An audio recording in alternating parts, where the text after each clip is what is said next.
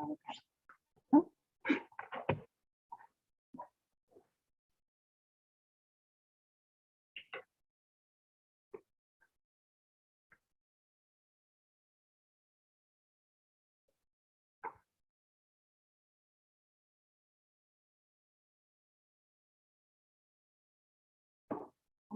so today we're going to finish up thinking about the cardiac cycle by looking at something we call a pressure volume curve. So a pressure volume curve, quite simply, shows the relationship between pressure and volume.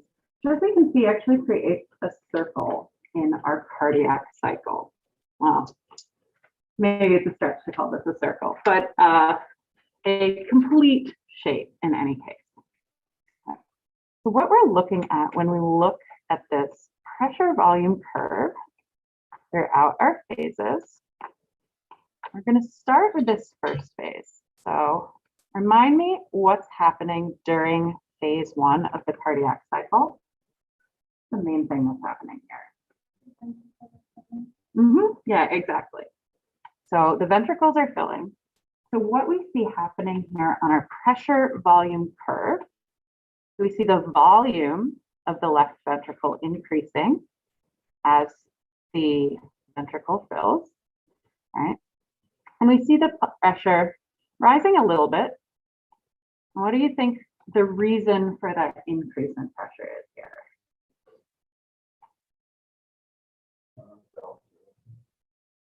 The reason is actually just that fact that we have more blood in here at this point.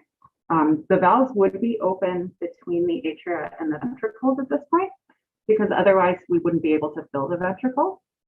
So we have a little bit of blood coming in from the atria. Now, there's something we could measure here before we start to go into phase 2. So if we were to measure our volume of blood here, so say, assuming that they're going for 130 here, what would 130 be telling us here? What's our name for this amount?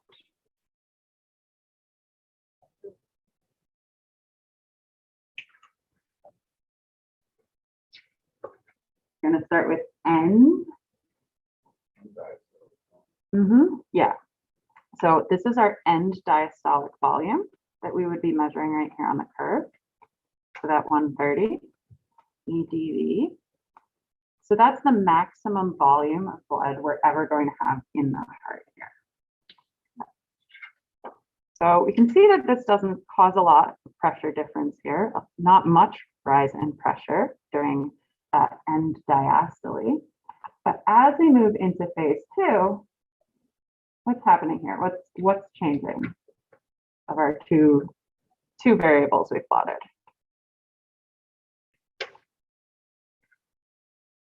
Huge pressure change, right?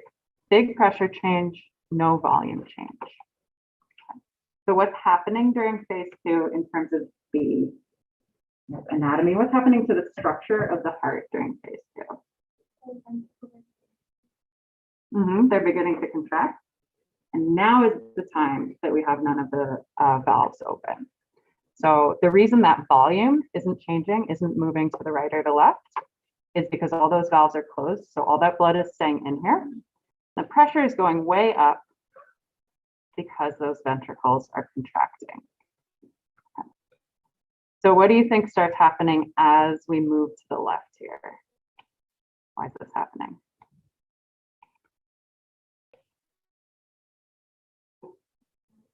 What's going on to get us down from 130 down, and we can see we're moving towards this value of 60.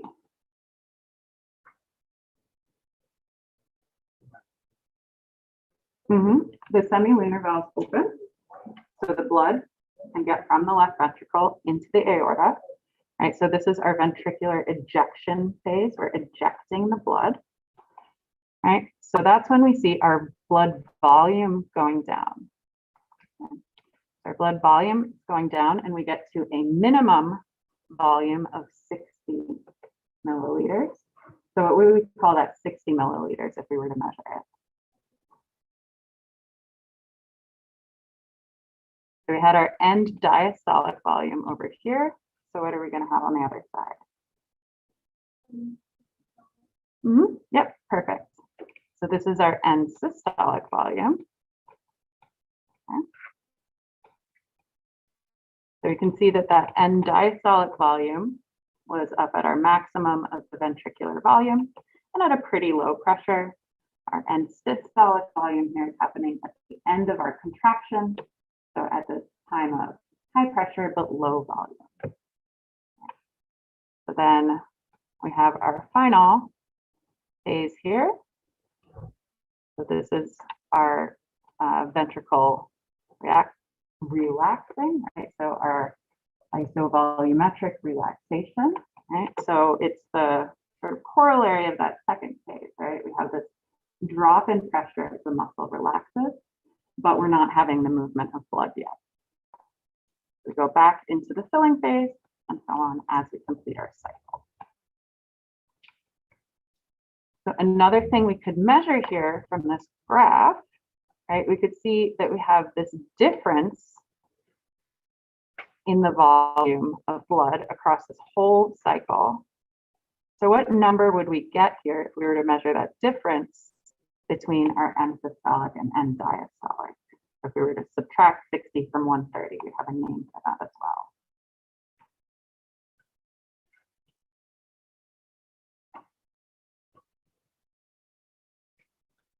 So it's going to end in volume. So it's a volume. This would be our stroke volume. So our stroke volume is just that difference between the end systolic and the end diastolic volumes. So really all we're measuring is basically what portion of this graph in terms of volume we would be occupying. So ways we could increase that is by maybe contracting harder, expelling more blood, right? If we expel more blood, we might end up with a lower end systolic volume, right? So that would be one way we could increase how much space we're occupying there. But we would always just measure between the minimum and the maximum.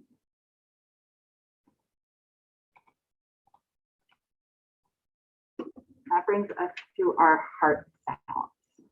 We looked at our ECG when we were measuring our electrical activity in the heart, our conduction system. But we could also just listen to heart sounds with a stethoscope. This would also give us some information about how the heart is functioning. Not exactly the same information, but useful.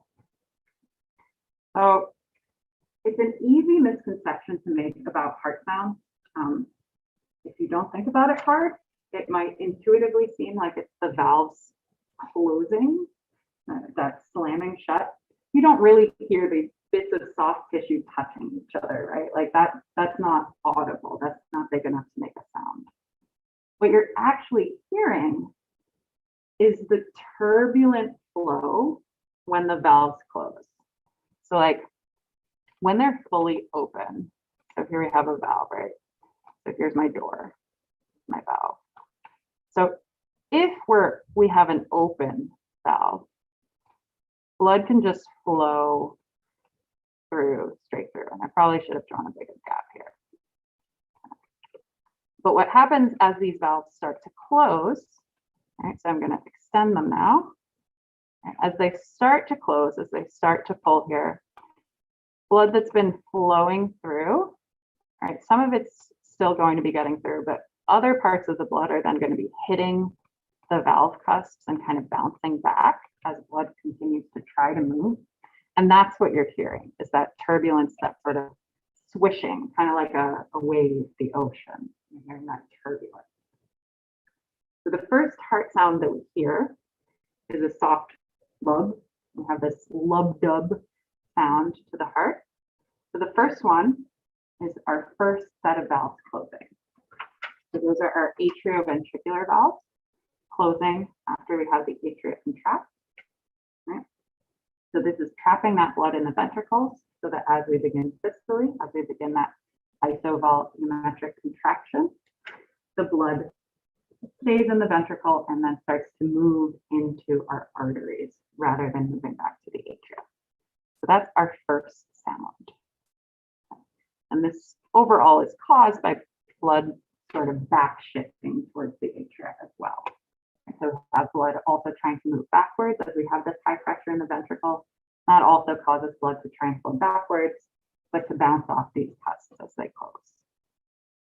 Our second heart sound is louder. So second dub sound. This is our semilunar valve. So this is those sort of cup-like cusps in the aorta or in the pulmonary trunk, our aortic valve, pulmonary valve. These are closing in both of those arteries at the same time.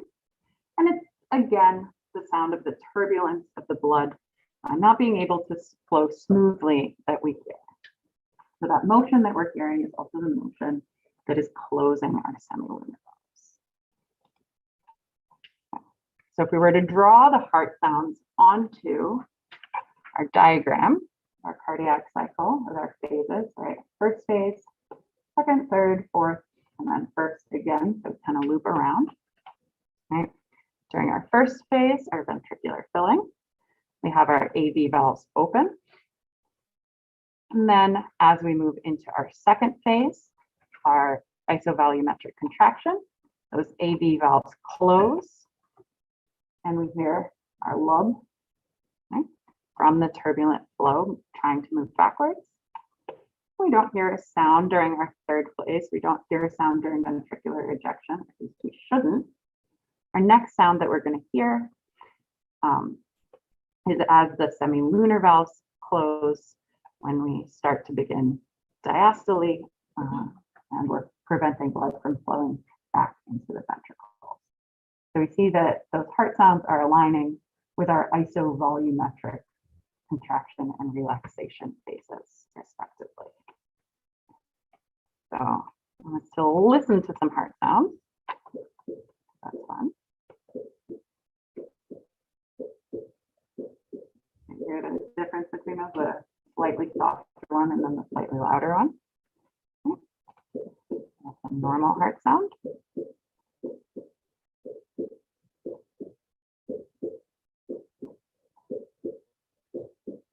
The reason we're listening to the heart sounds is that we can hear changes to this normal sound, often going to be issues with valves.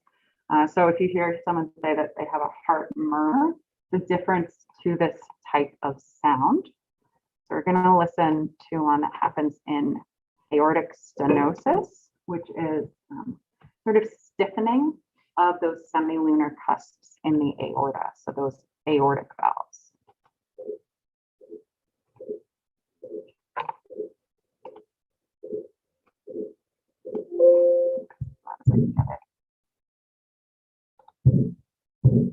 Oh. So what do you notice happening here? What's different than our first sound?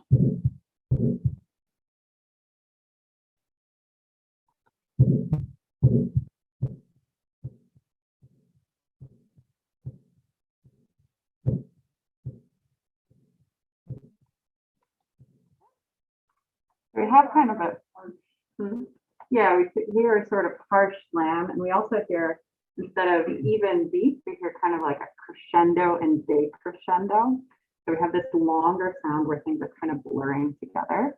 This is because of the inability of the valve to close normally. So that sound is longer, partially because we continue to have this turbulent flow more because those valves are stiff and aren't able to close and open smoothly. So that's the kind of thing we would be looking for if we were listening to the heart rather than doing an ECG. So an ECG would tell us about the electrical activity, whereas listening to the heart with a stethoscope would tell us about the valves specifically. So you want to do both if you're trying to figure out whether you have normal heart function.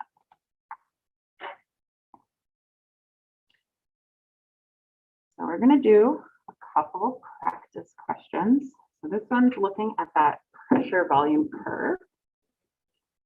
We want to think about what would happen if we had a right shift, so to the right, of our end systolic volume. And a couple of these words defined for us, but a couple they just repeated. So if we had N greater compliance, remember compliance was the opposite of elasticity when we were talking about it in the aorta. But for our purposes, it basically just means more filling, easier to fill. Contractility is how hard the heart is squeezing.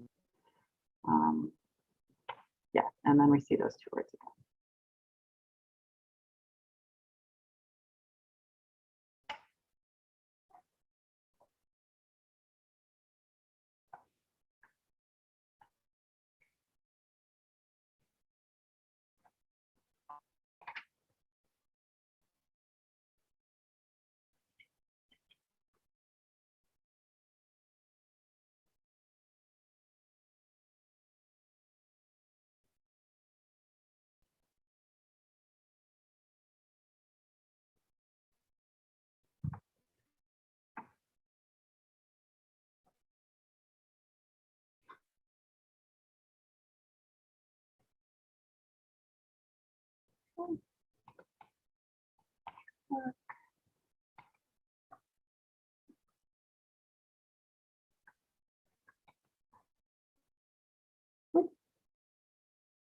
So if we're thinking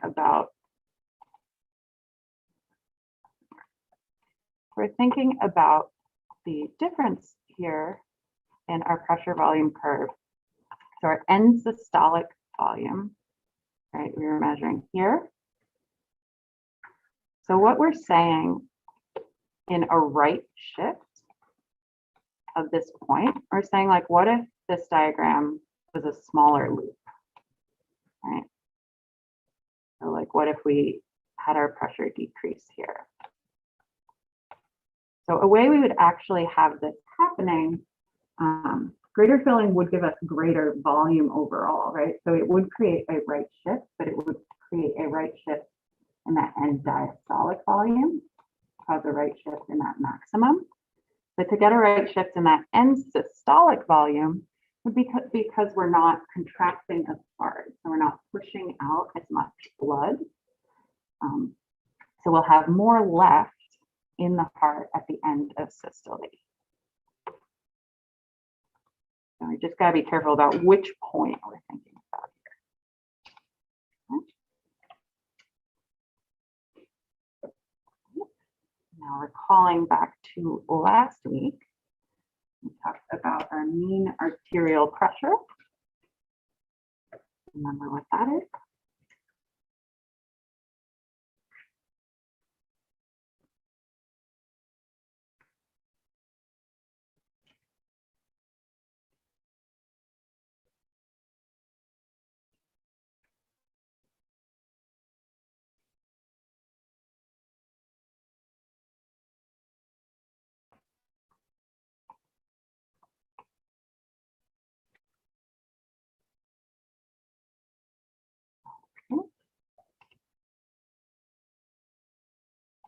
Yeah, so it's our average pressure in the aorta during the cardiac cycle. So we call it mean arterial pressure, but we're really measuring it at the aorta there. One more. I want you to kind of predict this. This will come into play a bit more as we talk about cardiac output the rest of this week. But which of these do you think would not have an effect on our stroke volume? Only one of these is not going to change how much blood is expelled from the heart during one heartbeat. That's our definition of our stroke volume, right?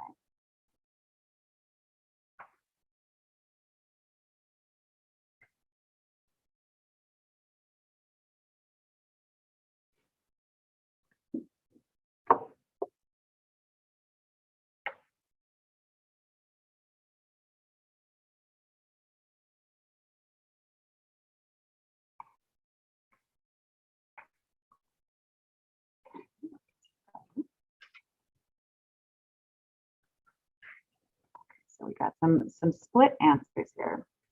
So let's go through these. So I'm going to draw our pressure volume curve just here to illustrate that first one, what that would mean. Right, so our pressure volume curve looks roughly like this, right? We have this loop. So our stroke volume, remember, is just the width of this curve that we're looking at. So when we're saying an increase in end diastolic volume, so end diastolic was this maximum point. So here we'd be talking about making a loop that looks something like this. So that one actually would increase the stroke volume because we would still expel that blood in absence of any other information here. Not going to be that one. Nobody picked increased contractility. That's good. That would be squeezing our heart harder. It would increase our stroke volume. Awesome. This next one is a little tricky. So this one requires us to think about what's happening in these phases, but really why it's happening. So when we're thinking about stroke volume, we're thinking about the amount of blood squeezed out during our ventricular ejection. Now, what do you remember about pressures? Why do we have that movement in the first place from the ventricles to the aorta in terms of pressure? What's going on? Where do we have high pressure? Where do we have low pressure?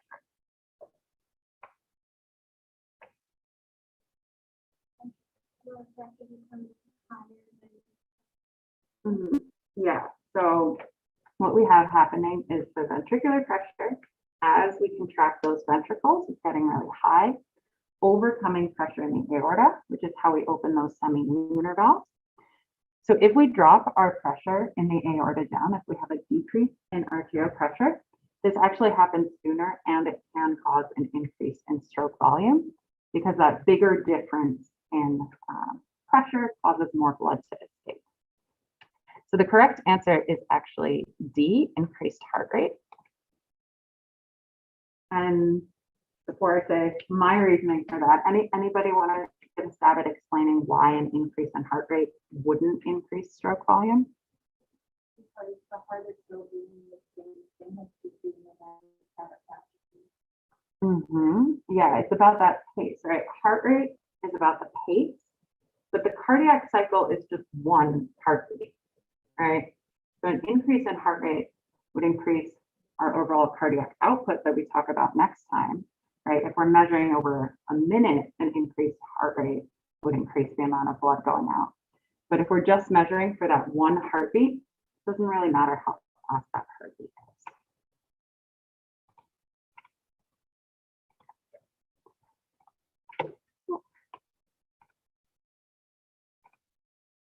So what I want us to do for the rest of the day, actually, I think we're shockingly somehow a little bit ahead. So I have some review materials for us for what we've covered so far, and then I'll go through cardiac output for the rest of the week. And people on Zoom, I didn't forget about you. I will pop that link in the chat in a second.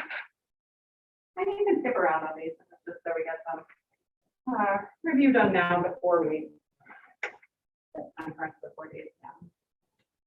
And this will help us as we go into cardiac output.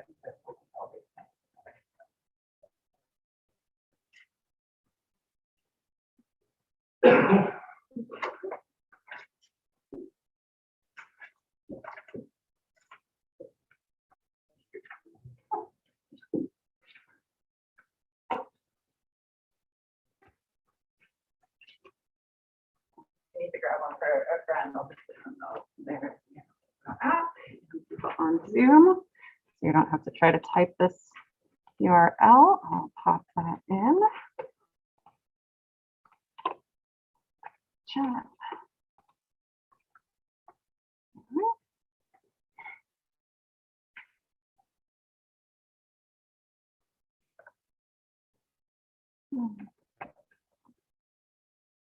Just look at any pictures.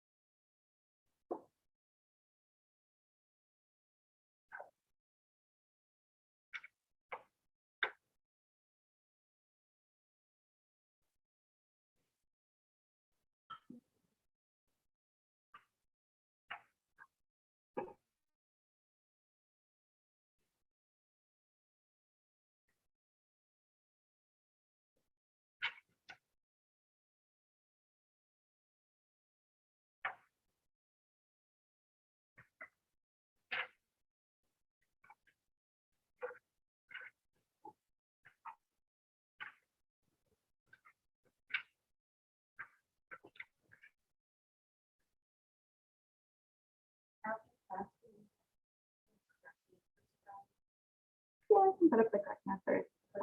Yeah. And after I do that, actually, if you guys would tell me any that were particularly confusing, Okay.